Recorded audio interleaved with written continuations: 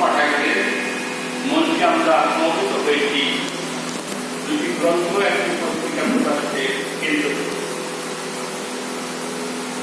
আজকে সভায় এসে প্রথমে একটু ব্যাপার অনুভব করছিলাম একজনকে না দেখতে পেয়ে। গত এক দশকে প্রায় সকালের সবাই তার সঙ্গে দেখা হয়েছে।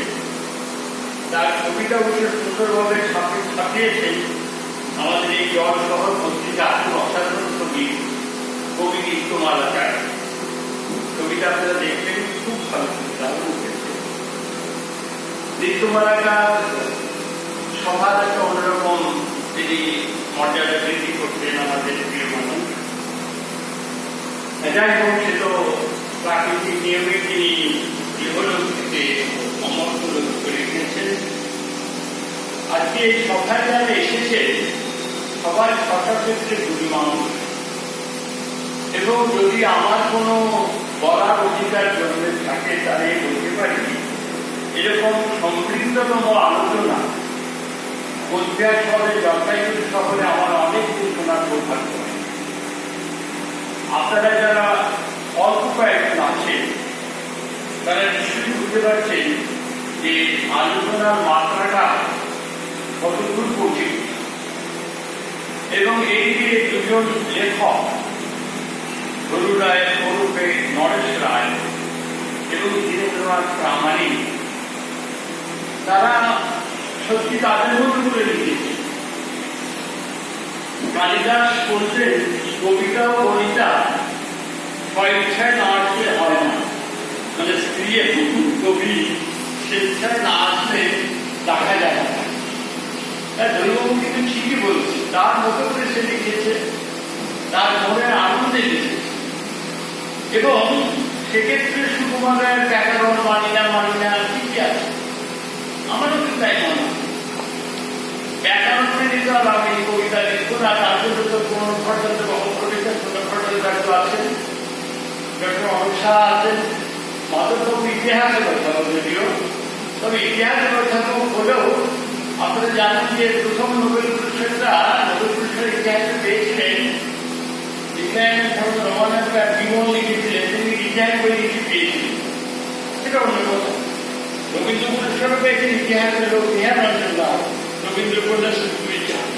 অতএব আমরা ইতিহাসটা মানে একেবারে আমরা সাহিত্যের জগতে অবান্তর হয়ে যায়, একটু মজার কথা এটা কি অত করবেন না। আলোচনা এত সমৃদ্ধ যে আমি এতক্ষণ বসে আছি, আমার কিন্তু কোনো ক্লান্তি নাই। আমার মনে হচ্ছে তার কারণ আমি ওইটাই মনে করি, ছোটবেলা থেকে যে শিখেছিলাম যে reading makes a perfect man, conference make a ready man, writing make a perfect man ready.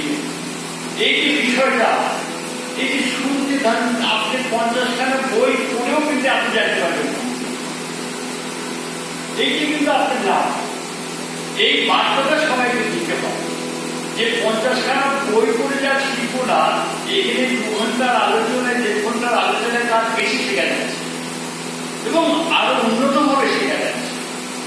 তবে আমরা জানি যে মাথাভাঙ্গ রায়বর্ধন প্রামাণিকের পরে সাহায্যের রাজত্ব, সাহা বলতে এখানে 3 সাহা বসে আছে, সুযোগপল সাহা, অরূপ সাহা, সঞ্জয় সাহা। যাই হোক, মাথাভাঙার কথা অলোক বলেছে, সুন্দর বলেছে যে এই মাথাভাঙা থেকে ধারাবাহিকভাবে স্রোতটা কখনো থেমে যাচ্ছে না, কিন্তু একটি কাগজ বা একটি ব্যক্তি বা একটি সংস্থার ধারাবাহিকতা বজায় রাখতে পারছে না, ওদের কাহিনী। আপনারা দেখবেন যে ভবিষ্যৎ পত্রিকা বিশ্ববিদ্যালয় রবীন্দ্র সংখ্যা করছিল এখন ওটা এখন বলে, এবং ইতির পত্রিকা তার এমন সমস্ত সংখ্যা করে সে কলকাতার কাগজের শহরে টাকা লাগিয়ে এবং তাকে দ্বিতীয় সংস্করণ করার জন্য অনুরোধ করা। আবার এই লোকুৎস জার্নাল, এই নবীন জার্নালটি ইতিমধ্যেই কিন্তু বঙ্গোপমহাদেশে লোক সংস্কৃতি মানচিত্রে তার নিজস্ব জায়গাকে অর্জন করবে, কিন্তু মাথা বসাতে এই যে মাথা আমার বিষয়টা আমরা কিন্তু ধরুন আমরা অন্য শহরের কথা বলছি না, আমি আপনাদের আগেই বলেছি যে আপনারা যে অধিকার দিয়েছেন আমি রাস্তা জেলা শহর গ্রাম বস্তু জানি এই যে প্রকাশনা ত্রুটি তো থাকবে, তাদের মধ্যে তো নাটক থাকবে, তাদের কি হয় আর ব্যবসাটা কি হয়, বানান ভুল করে কাপড়ের মতো এইভাবে ধরবে, এইভাবে ধরবে। আমার ভালো লাগছে যে এই রেবতের মধ্যে এই যে আমাদের শহর পাঠাগার, এই পাঠাগারকে কেন্দ্র করে এই নতুন ভাবে অর্থাৎ এই সারস্বত সমাজ আমার যে দেশটা সারস্বত সমাজের মাধ্যমে আপনারা লিখে সারস্বত উৎসবের একটা সংখ্যা সম্পাদনা করেছিল রাজস্বী বিশ্বাস। তা আমাদের এখানে যখন ডক্টর ইউনিভার্সিটির মন্ত্রী ছিলেন তিনি এসেছিলেন, আর ডক্টর দেবী ভট্টাচার্য নাম করা ঐতিহাসিক তিনি ওইটি দেখে বললেন সঙ্গে সঙ্গে বলে যে আপনি এই যে সারস্বত উৎসবের সংখ্যাগুলো এই সংখ্যাগুলো হয়তো কালের নিয়মে তা ক্ষীণকায় হচ্ছে, তা ক্ষীণকায় হচ্ছে, অনেকে অসুস্থ হতে পারে। গত কয়েকদিন আগে জলপাইগুড়িতে নর্থ ইস্টার্ন ফাউন্ডেশন তা আমি ছিলাম, আমার বন্ধুপ্রতি ভাতৃপ্রতি বান্ধব নিজেরা এসেছিল, ওদের পত্রিকা বাঘেনু, তা বাঘেনু মানে ক্ষীণ থেকে ক্ষীণতর থেকে ক্ষীণতম হচ্ছে। আমি হাসতে বলছিলাম যে বাঘেনু যখন প্রকাশ হয় আজ থেকে 23 বছর আগে, তখন রাজবংশী সমাজে অধ্যাপকের সঙ্গে ছিল 15 জন, আজকে 23 বছর মধ্যে অধ্যাপকের সঙ্গে যে 150 জন, কিন্তু পত্রিকা ক্ষীণকায় হচ্ছে কেন? তা এটা নিয়ে বিলিঙ্গমর বিভাজন ইংরেজি অধ্যাপক ও তর্ক বিতর্ক করে আমাকে বোঝালো যে তাতে কিন্তু আসে যায় না। তা আমরা তো ইতিহাসের লোক, কারণ এই ইংরেজি লোকেরাই বলছে হিস্ট্রি মেক্স ম্যান ওয়াইজ। আমরা কিন্তু ইতিহাসের লোক, জ্ঞানী হিসেবে আমাদেরকে মর্যাদা দিতে বিপদ। আমরা কিন্তু মনে মনে হাসি যে এই যে অহংকার, যে দক্ষিণকায় হোক তাও তো ধারাবাহিকতা না, ওইভাবে বাঁচা যায়।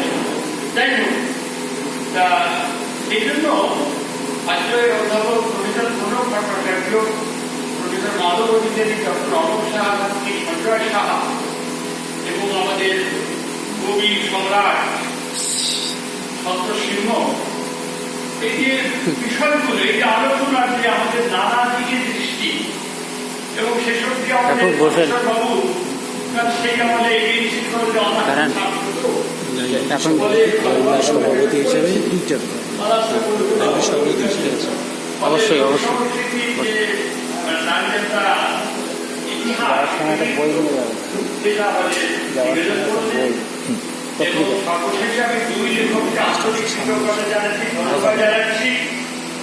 এবং আমি আবার বলব পাঠক প্রমুখ আমাদের শ্যামাপদ বলছেন কবিরত্ন যে সকলের বই বাজারে কাটে, আমার বই পোকায় তাও আমি বই দিই। কারণ হচ্ছে এই কারণে লিখব,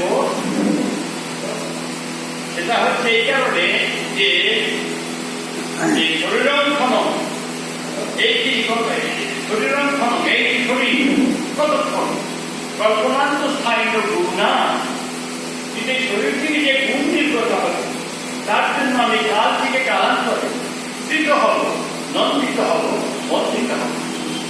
ধীরে আমি পৌঁছি কোনো এক সময় দেখতে, আরে আমার গাজু একটা পলাশা থেকে নিচে ধরুরায়ের হয়তো কোনো নাতি যেহেতু আমেরিকায় থাকে কিন্তু কখনো কখনো তার মনে হবে জীবনের কথা, আরে আমার গাছ থেকে কোনো বই গেছে, সে কিন্তু যতই কোন মানুষ না শিকড় নারী এবং এই যে বলে না বাড়ি শিকড় করা যাও, দেখেন অলোক ভাই বহুদিন বাদে এলো, কিন্তু মাথা মাথা সমস্ত সেটা খুব শিখি। আমাদের ভালো লাগছে যে আপনারা এখন ভর্তি ধরে শুনেছেন। আর আমাদের ধনেশ্বর বাবু, পরিমল তনয়কে ধন্যবাদ জানিয়েছে। আমি ধন্যবাদ দিচ্ছি আর এক প্রবীণকে, সময়বাবু, যিনি মানসাই সেতু নির্মাতা, ইঞ্জিনিয়ার না। এই যে মানসাই সেতু আসেন না, ওটা সময়বাবুর কীর্তি। উনি কিন্তু ইঞ্জিনিয়ার নন, ওই সময়বাবু লিখে লিখে এবং সে সময় সেই জলপাইগুড়ি জনতা যে তার লেখা, সে কবে ৭৫-৭৬ সালের কথা। সেই মানসাই সেতু বিবেকানন্দ বলে সেতুটা একটা ইঞ্জিনিয়ার তৈরি করেন, আর বাংলায় হাজার হাজার। অতএব সময়বাবু এতক্ষণ আছেন এবং তিনি পরিমল এবং আমাদের মানবতার শাশ্বত সমাজের প্রতি তার যে দায়বদ্ধতা, তিনি তার বয়সকে অবহেলা করে আঘাত প্রমাণ করেন। তবে শেষে তো ধরে দেখার কথা বলতেই হয়। হরি হরে নম কৃষ্ণ যাদবায় নম, যাদবায় মাধবায় কেশবায়, নমস্কার।